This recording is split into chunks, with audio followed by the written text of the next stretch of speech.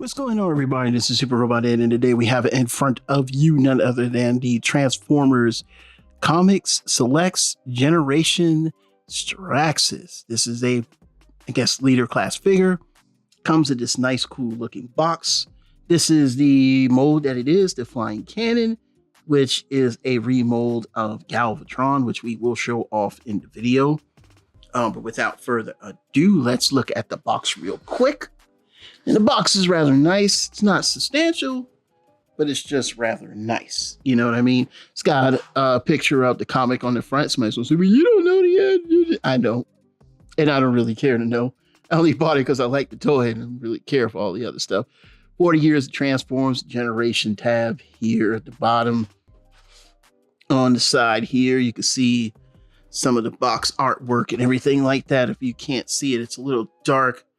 May have to brighten it up just a tad, but you can see it there. There's some artwork. I'm going to show off the other side here, and that's just Straxus slicing and dicing with his pickaxe, which again, I know some of y'all are going, you don't know who that is. I know who Straxus is. I'm not going to go into all that history crap with you today. But there you go. You get to see that. And then on the back, you get to see that he's 39 steps to transform. Comes with the little side cannon and the pickaxe and everything like that. Screw you, Windows. You're going to pay for that. But anyway, here you go. There is how he looks. So yeah, it's a cool looking robot there. I'm not going to lie. Pretty impressed with it. Let's move the box out of the way so we can get a look at what I have done wrong. And I never can get this correct. All right, and we're going to compare him to none other than the other Galvatron. 86 is coming. 86 is going to be a separate video because I didn't really want to just befuddle all the videos into one. Straxus deserves his own video. And I mean, we can always use the other Galvatron as comparison. So here you go. Here is Galvatron. And of course, you can see the differences right here. And let's take a look at him from here. You know, he's got the different treads while he's got more like landing gear type treads. And of course, here from the side, let's take a look at that. You know, he's got some differences here, especially with the side thing there. Now, they do share a similar, you know, like colander, but right here at the top is different. And where the axe goes is where the, you know, back of the blaster goes. This cannon is slightly different from this one, and we can definitely take a look at these two because I never really knew what to do with this cannon. I guess you could just stick it on the back somewhere. But you can see the difference here. Here is the hair dryer. And then, of course, this is the, you know, shiny clear one. Now, there's the legacy one where this is like all frosted.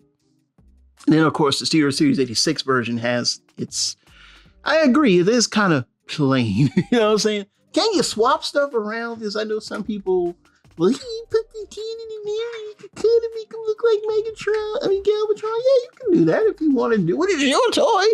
You can do that. You can, well, does it work with him? Yeah, so you can kind of do that. So you can do like, you know, different cannon looks and things of that nature. So, I mean, you have possibilities if you want to do these things. And of course, yeah, you can do that. So there's not much comparisons we can do. Since I haven't been doing reviews in a while, a lot of my materials have, well, kind of kicked the bucket, so to speak. Like I'm still looking for rulers and things of that nature. Haven't really seen any of them around. But again, let's get a good look at this. And you can see the changes here. I mean, he's still Galvatron, no matter how much you slice it. When you look at him, he is Galvatron. But yeah, there are those you know, slight differences and everything like that. And yes, we do have a rules gun. So let's get some quick measurements here. All right, so naturally Galvatron would be longer than him. All right, let's get this back into, ooh, it got bent. Get at my kids on that. All right, so yeah. And he is about almost 10 inches long, man. Almost 10 inches long and be about 4 inches tall. So yeah, not bad at all. All right, so what we're going to do next is we're going to pause for the cause as always, and we're going to come back in 2 and 2 with him and his robot mode, and of course we'll compare him to the Legacy Galvatron, and of course 2 and 2. All right, and we have Straxus, or let's refer to him as Darkmount, in his robot mode, and basically we're just going to look over some of the details because he is still different enough the way we need maybe to show some things off. So first things first, this is the part of the weapon that sits on the top of him in his flying cannon mode, which now turns into an axe, and it's very nice, very heavy, nice weaponry. The next weapon, which I put on his back, is basically the weapon that looks like and we showed it off earlier, it looks like a hairdryer of some sorts, but you can pin it on his arm if you want, or you put it in his hand. I personally like to put it in his hand. I don't really like it on his arm. It just looks weird and things of that nature. But we'll go over the articulation because we did not do that. And of course, let's begin. On the arm, does a 360. The arms are built correctly. No incorrectly built arms. We'll also see that with the 86 Galvatron. He does have a waist swivel somewhat. The backpack is a bit different, and we'll show that off momentarily when we get out the Galvatron. But of course, the legs do go up to here. He does have those nice patterns there on his legs, that give him that comic look. Of course, he does have the feet swivel. He has the he got it all. He got everything that you need. The head goes and looks up and down. Whoops, I got a little bit of the stuff hanging out there. One moment, because you can position the shoulder pylons up, but I prefer to keep them down. And then, of course, we get to look at the noggin. Let's look at the noggin here. We're going to blow it up. So that way you can see that is the noggin right there. He's got a Decepticon symbol on the top. And then the last thing we'll do is to see if he can. Jean-Claude Van Damme. Can he do that? The answer to the question is, wait. Jungle. All right. So we can compare him to some figures, and then after that, we're just gonna go ahead and sum him up. Let's get his weapons in his hand. Now you can configure your Darkmount any way you want. I prefer him to look like this. And so please forgive me. If not, don't forgive me. I don't really need your forgiveness. But I'm going to let him look the way he wants to look, and that's the way I want him to look. All right, there ain't nothing wrong with that. The man gonna look like that. He got some nice colors.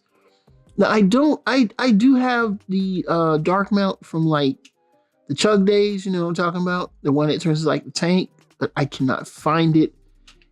Well, I'm not gonna look for it. I know where it is too, and it's in my bedroom. It's just not going through all those toys, man. Sometimes you just gotta be like, no, I can't do that. But he is a pretty cool looking robot, of course. Let's do some comparisons real quick, and then we can get out of here. There's some other reviews that I gotta do today. Let's of course show them off here with none other than Galvatron. And like I said, we're gonna be using the Kingdom version, Legacy, whatever the heck his name is. I don't remember. He a Galvatron, and he does these things, and him looking like nice purpley here. But you can see the differences here. Let's get the legs together and everything, and let's get a nice little pose. And like I said, you could see where so much was borrowed from him. Let's get a good idea of that. Of course, the legs were the first thing that you will see. The bottom part of the robot is pretty much the same except for the waist. The waist here is different than the waist here. We might just get a little bit up. There's 3.5. And then we can see the rest of him right here. You can see where the legs are pretty much almost the same except for at the knees. There's some differences and things like that. They don't pop up, but it looks like they do, but they don't. Of course, the chest and the top part is definitely different. These side forearms here, which are different. Of course, those would be tank treads. From the back, again, he has a very different backpack here. You know, but the arms, everything else, the shoulder pylons, you can literally get the exact same look. They are identical. I mean, identical. It's pretty cool how this turned out.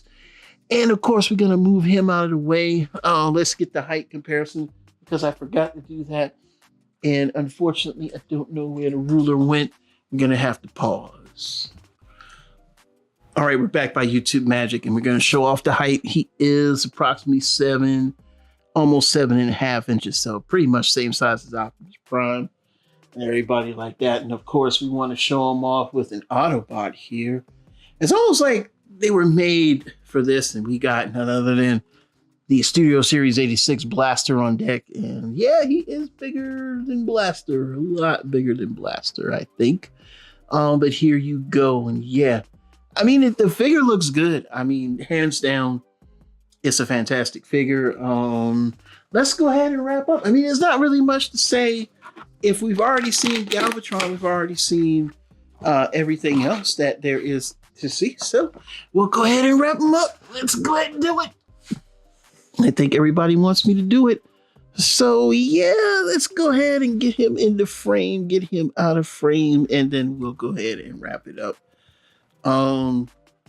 Fantastic figure, hands down.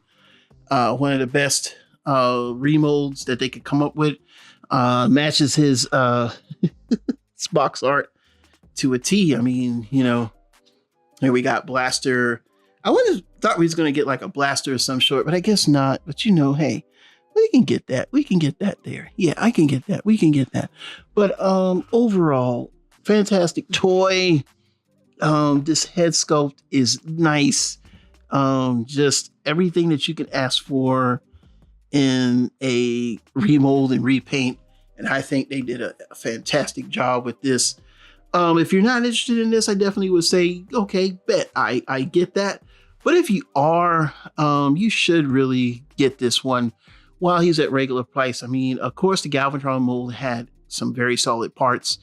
The feel of the toy, the finish of the toy is fantastic. I didn't see any mistakes. He's beefy, heavy. I know, like I said, yes, he's Galvatron, but he's different enough to the point where you can definitely use him as his own character. Hands down, this is a fabulous repaint and remold. I love it. I think it's great. I'm glad that I got like the umption to get him before, you know, he started to go up in price. But hey, that's what we pay for sometimes when we're forgetting about all these figures. And of course, after breaking a $250 figure, you kind of just go, okay, let me find something I can't break right now. Yeah, I had to just throw away $250, but it is what it is. We just move on, man. I take it as a loss, write it off, and maybe hopefully come back and get it on the back end. Well, all right, y'all, this is my review of the Transformers Selects Comic Generations Decepticon Straxus. He's great. I like him. I was glad to pick him up. I love the look. I love what they did with him. Fantastic job, Hasbro. Fantastic job. So, all right, y'all, what are your thoughts? Leave them down in the comments below. This is Super Robot Ed, bringing more news reveals to them. We'll see you soon. Bye-bye.